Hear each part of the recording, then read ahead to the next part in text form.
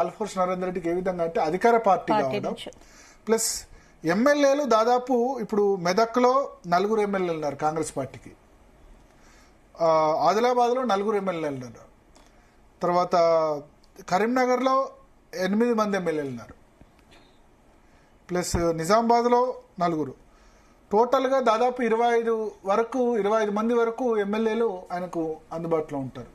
తర్వాత ఎంపీలు కూడా ఉన్న పరిస్థితి కాంగ్రెస్ పార్టీకి. పెద్దపల్లి ఎంపీ ఉన్నారు, అదేవిధంగా ఇప్పుడు మీకు చూస్తే కనుక జహీరాబాద్ ఎంపీ ఉంటారు, ఆ తర్వాత బీజేపీకి 2 ఎంపీలు, Adilabad MP, Nizamabad MP, Karimnagar MP, 3 ఎంపీలు బీజేపీ కూడా ఉంటారు. సో ఇది ప్రధాన పోటీ కాంగ్రెస్ బీజేపీ మధ్య జరగవచ్చు. బీఆర్ఎస్ లేదు, బీఆర్ఎస్ కంటెస్ట్ చేయట్లేదు ఆశ్చర్యకరంగా. ఎందుకంటే ఏ గ్రాడ్యుయేట్ ఎన్నికల్లోనైతే తెలంగాణ వాదం బలంగా పనిచేసి 2000 తెలంగాణ ఉద్యమం సమయంలో మీరు చూడండి, ఇదే గ్రాడ్యుయేట్ కాన్స్టిట్యున్సీ నుంచి స్వామి గౌడ్ మొదటి ప్రిఫరెన్స్ ఓట్లోనే గెలుపొందారు. వాజ్పేయి కంటే ఎక్కువ మెజార్టీ, వాజ్పేయికి అప్పట్లో వచ్చిన మెజార్టీ కంటే ఎక్కువ మెజార్టీ స్వామి గౌడ్కి వచ్చింది. అదే స్థానంలో నారాదాస్ లక్ష్మణరావు కూడా గ్రాడ్యుయేట్ ఎన్నికల్లో ఈజీగా గెలిచిన పరిస్థితి ఉంది బీఆర్ఎస్ నుంచి. కానీ ఇవాళ ఎందుకంటే ఉద్యోగులు తర్వాత నిరుద్యోగుల్లో కొంత అసంతృప్తి ఉంది కదా, వాళ్ళ యూత్ ఓటింగ్ వల్లే కదా బీఆర్ఎస్ మొన్న ఎలక్షన్స్ లో ఓడిపోయింది, అందుకని వాళ్ళు క్యాండిడేట్ పెట్టలేదు. సో ఇప్పుడు కాంగ్రెస్ బీజేపీ ఈ 2 ఇండిపెండెంట్ల మధ్య ప్రధాన పోటీ ఉంది. ప్లస్ అండ్ మైనస్ డిస్కస్ చేద్దాం. ఆల్ఫోర్స్ నరేందర్ రెడ్డికి ఎక్కువ ప్లస్ కనబడుతున్నాయి మనకు, ఎందుకంటే ఒకటి కాంగ్రెస్ పార్టీ అభ్యర్థి కావడం, ప్లస్ అధికార పార్టీకి సంబంధించి మనం చూస్తే కనుక వాళ్ళు రిక్రూట్మెంట్ కొంత చేశారు. ఇప్పుడు ఆ బీఆర్ఎస్ హయాంలో రిక్రూట్మెంట్ జరగలేదు అన్న ఒక ఏదైతే ఉందో ఆ అపప్రదను తొలగించే ప్రయత్నం రేవంత్ రెడ్డి చేశారు. డిఎస్సి సకాలంలో నిర్వహించి కంప్లీట్ చేసి వాళ్ళకి పోస్టింగ్లు కూడా ఇచ్చేశారు. గ్రూప్ 1 గ్రూప్ 2 సంబంధించిన ఎగ్జామ్స్ పెట్టేశారు. సరే గ్రూప్ 2 అంటే వాయిదా పడ్డది, గ్రూప్ 1 ఎగ్జామ్ కంప్లీట్ చేశారు అభ్యర్థుల కోరిక మేరకు. రిక్రూట్మెంట్ గురుకులాలకు సంబంధించి రిక్రూట్మెంట్ చాలా ఫాస్ట్ గా చేసేందుకు కంప్లీట్ చేస్తున్నారని కొంత నిరుద్యోగ యువకుల్లో కొంత ఆ విధంగా ప్లస్ పాయింట్ ఉంది.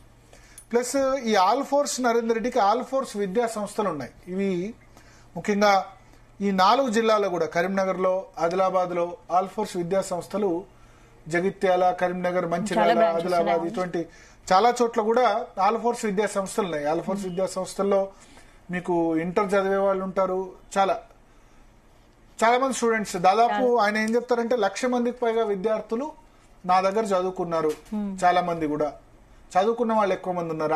ఆయన విద్యా సంస్థలో 3,500 మంది టీచర్లు, లెక్చరర్లు వాళ్ళంతా కూడా పనిచేస్తున్నారు. సో ఇదంతా కూడా అడ్వాంటేజ్. ఆల్రెడీ ఆయన విద్యా సంస్థలో చదువుకున్న వాళ్ళు, వాళ్ళ తల్లిదండ్రులు, ఆ టీచర్లు వాళ్ళంతా కూడా ఆయన క్యాంపెయిన్ చేస్తారు. సో ఆ విధంగా నరేందర్ రెడ్డికి ఆ విధంగా అడ్వాంటేజ్.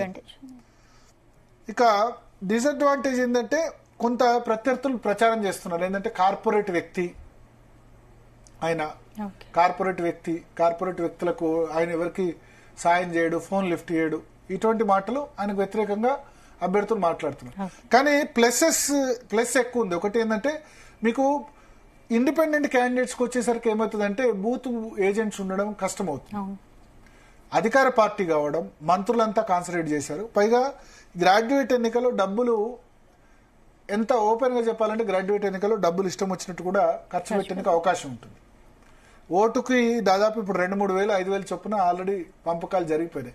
మనకు చూసాం పల్లా రాజేశ్వర రెడ్డి లాస్ట్ టైం నల్గొండ, వరంగల్, ఖమ్మం పోటీ చేసినప్పుడు స్పందన చాలా మంది, అప్పుడు మీకు హేమాహేమిలు పోటీ చేశారు. తీన్మార్మలన్న, కోదన్ రామ్, రాణి రుద్రమ, చెరుకు సుధాకర్, ఇటు బీజేపీ నుంచి ప్రేమేందర్ రెడ్డి, ఇంతమంది పోటీ చేసినా సరే పల్లా రాజేశ్వర రెడ్డి గెలిచారు. ఎందుకంటే అధికార పార్టీకి కొంత అడ్వాంటేజ్ ఉంటుంది పోల్ మేనేజ్మెంట్ కానీ ఇది చేసేందుకు. సో పోల్ మేనేజ్మెంట్, ఎమ్మెల్యేలు 25 మంది ఉన్నారు, ఎంపీలు ఉన్నారు నరేందర్ రెడ్డికి. సో ఇవన్నీ కూడా అడ్వాంటేజ్ అవుతాయి. ఇవన్నీ ప్లస్ పాయింట్స్. కొంత కార్పొరేట్ అని చెప్పి దుష్ప్రచారం ఆబ్వియస్లీ సోషల్ మీడియాలో దానిలో ప్రత్యర్థులు చేశారు. ఇక యాదగిరి శేఖర్ రావు ట్రస్మా అంటే ట్రస్మా అంటే తెలంగాణ స్కూల్స్ మేనేజ్మెంట్స్ అసోసియేషన్. అంటే చాలా ఇప్పుడు కార్పొరేట్ స్కూల్స్ కాదు, చిన్న స్కూల్స్, చాలా వరకు చిన్న స్కూల్స్, ప్రైవేట్ స్కూల్స్ చాలా మంది ఉంటారు.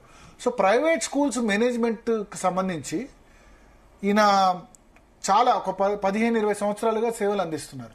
కరీంనగర్లో ఆయన కూడా ప్రైవేట్ స్కూల్ ఉంది, సేవలు అందిస్తున్నారు.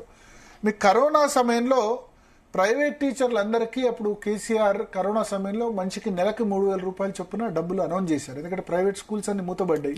ప్రైవేట్ స్కూల్స్ ఎవరికి టీచర్లకు శాలరీస్ ఇవ్వలేదు. ఇవ్వని సమయంలో కొంత టీచర్లకు వన్ టైం బెనిఫిట్ ఇచ్చే ప్రయత్నం శేఖర్రావు చేశారు. సో ప్రైవేట్ టీచర్ లో ఆ గ్రాటిట్యూడ్ ఉంది శేఖర్రావు మీద, యాదగిరి శేఖర్రావు మీద. ఇప్పుడు ఇంటర్వ్యూ చేసినప్పుడు కూడా ఆయన చాలా ధీమాగా చెప్పారు, ఖచ్చితంగా గెలుస్తాను, ఎందుకంటే నేను ఇన్నేళ్ల నుంచి సేవలు అందిస్తాను. సో ఎక్కువ ప్రైవేట్ సెక్టర్ లో ఉంటారు కదా ప్రైవేట్ టీచర్స్ కానీ, వాళ్ళకి కానీ గ్రాటిట్యూడ్ ఉంది. ప్లస్ ప్రైవేట్ స్కూల్స్ అన్ని కూడా యాదగిరి శేఖర్రావు కనుక గెలిస్తే మాకు మా రిప్రజెంటేషన్ వాయిస్ వినిపిస్తారు అని చాలా మంది భావిస్తున్నారు. చాలా మందికి అవైలబుల్ ఉంటారని కూడా. సో ప్రైవేట్ స్కూల్స్ చాలా పెద్ద ఎత్తున ఉన్నాయి కాబట్టి యాదగిరి శేఖర్రావుకు దానికి సంబంధించిన అడ్వాంటేజ్ ఒకటి ఉంది. అయితే డిసడ్వాంటేజ్ ఏంటంటే ఇండిపెండెంట్ క్యాండిడేట్ కాబట్టి 4 జిల్లాల్లో కొంత బూత్ లెవెల్లో మైక్రో మేనేజ్మెంట్ ఉండదు, డబ్బులు వీళ్ళ రీతిలో అధికార పార్టీ రీతిలో ఖర్చు పెట్టే అవకాశం ఉండదు.